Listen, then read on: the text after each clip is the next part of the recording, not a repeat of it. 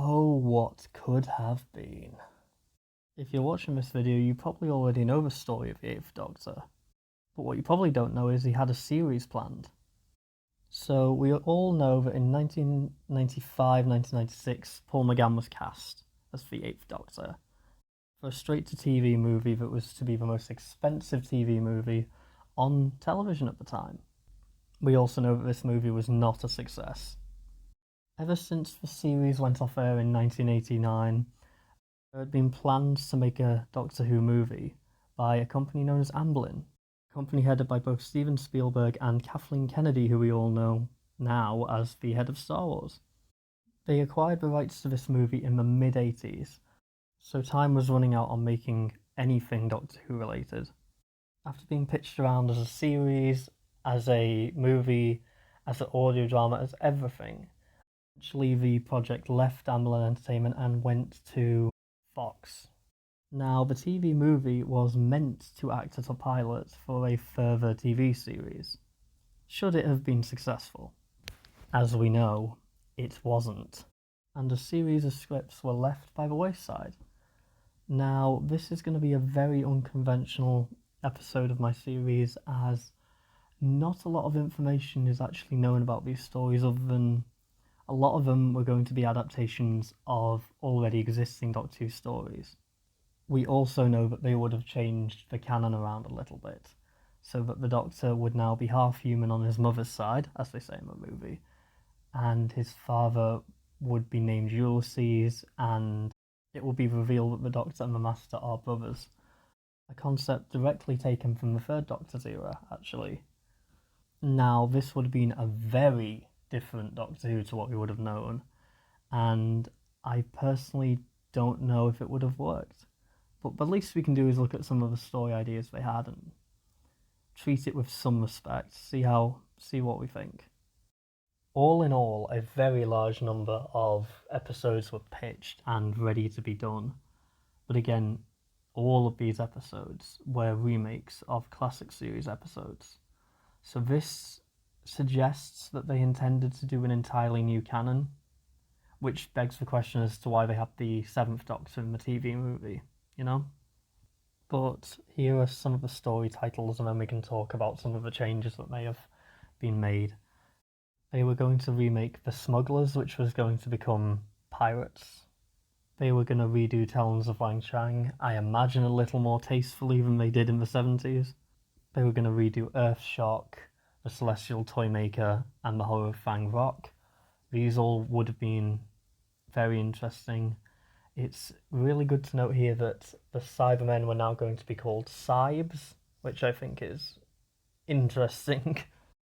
They were going to redo the Abominable Snowmen as the Yeti, where this time they would have been actual living Yeti rather than machines, which would have been probably better, to be honest. I know this is a lot of story titles headed at once, but one of the funniest titles that they've renamed was they were going to redo the Gunfighters, and they were going to call it Don't Shoot, I'm the Doctor. They were also going to redo Tomb of the Cybermen as Tomb of the Cybes.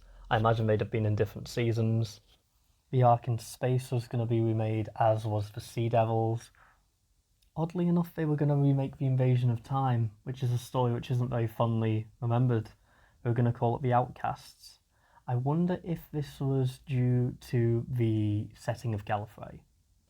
They were going to redo The Demons, The Claws of Axos. The Reign of Terror was going to be remade as The Land of Fear. Genesis of the Daleks was going to be remade as Fathers and Brothers, which, interesting title. And possibly most interesting of all, they were going to finally put Sharda on screen. So I didn't go in depth on any of them because there is no scripts, there are no story ideas really thrown about to be found. They're just episode titles that they were going to remake. What we do have are a couple of concept images for what some of the monsters that would have returned would have looked like. And here's one for the Daleks. Yikes. I don't think this would have worked. I can't judge because it was never made properly, but just looking at that concept art, I don't think I would have liked it. Unfortunately, concept art-wise, that's the only one that's ever really been leaked. But we do know a bit about the story. As I mentioned, we'd have seen the Doctor's origins from their perspective, where the Doctor would be half human. We would have probably seen a lot more of Gallifrey in this series than they're letting on, as they planned on doing a lot of episodes set around the political side of Gallifrey, which personally I'd have been very interested in hearing and seeing. I do wonder how they would have portrayed Gallifrey, especially in an Americanized environment. Are they going to be a comment on the government? Or were they going to be a comment on religion? Who knows? Who knows? It would have been a very interesting take, at least. And that's the main thing about this era in general. It's almost impossible to say for certain whether you'd have liked this or not, or how it would have portrayed on screen. I think there's a lot of potential in what we've seen here. I think if Paul McGann had stayed on like he intended, it would have been incredible, because Paul McGann, judging by his Big Finish work and his limited work in Night of the Doctor, is a very interesting incarnation. And regardless of writing, as shown by Peter Capaldi, you can be a show stealer without good writing. So regardless if these scripts are good or not, I think Paul McGann would have gone down as one of the best Doctors ever. Now, would he have lasted the entire time of the American reboot? Maybe, maybe not. I'd always say Richard E. Grant in the 90s would have been a great Doctor, so if they needed to recast him, that's personally who I'd have gone with. Not that it matters, it's all a theoretical thing from over 20 years ago, but that's my 2 cents. All in all, I would have loved to have either seen some of this realised, or I would have loved to have seen some concept art and script ideas, because there's so little to go off on this. But I'm kind of glad it didn't get made, because now we've got the Modern Who series, and that would have never happened if this had happened, because either it would have been a death nail for the show, or the American version would still be going today. I have no doubt about that. For those who are wondering why everything just ceased to the TV movie, it is because BBC had an agreement that if it didn't do well, the rights would just go back to the BBC. And, well, the TV movie didn't do very well, did it? So very quickly, the idea of doing a TV show off of it was taken off the table completely, and BBC just weren't interested in doing one of their own. So came the wilderness years again. The only thing keeping fans happy were the novelizations, which I've done a little video on. I'll link that in the description below. There were also straight to VHS releases of spin-off characters, which I will one day do a video on, ranking all of them and describing them to you. There was no real way for Paul McGann to right the wrongs of that TV movie.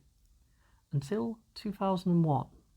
Set up in 1996, Big Finish had been producing Doctor Who fan audio dramas for a very long time. Becoming an official partner of Doctor Who in 1999, they had done several successful stories of the 6th, 7th and 5th Doctors. But in 2000, they were able to agree with Paul McGann to do a few audio adventures, starting with Storm Warning, which, if you ever get the chance, is an amazing listen and is probably my favourite audio adventure. And from there, the 8th Doctor's legend grew. Nowadays he is talked about as the most underrated Doctor, simply off of his audio production work. This clamouring for him to return, brought on by the audio adventures, actually worked. In 2013, he was cast again as the 8th Doctor for a very short appearance in a mini episode called Night of the Doctor, where we've got to see the end of his incarnation's life. That in itself was a testament to how well Big Finish have done since 2000 and how well Paul McGann had done in those audio adventures. And it makes you really think about what could have been with this Doctor. Because personally, I think if he was ever given a first shot, he'd have been one of the best Doctors of all time. I think he'd be up there with Tom Baker if he was given the right amount of time and effort, you know? But that's it for today's video. I hope that you've all enjoyed and I hope you've learned something new. Again, unfortunately, there is noticeably less to talk about with this because not a lot of information is known, but I hope I've been able to shed a bit of light to you on what we would have got had Paul McGann got his own series. If you enjoyed this video, leave a like, stay subscribed, and In the next episode, we're going to move on to Modern Who and see what sort of stories we can find there. But this has been the best 8th Doctor stories you will never see, and I will see you all soon for the next episode.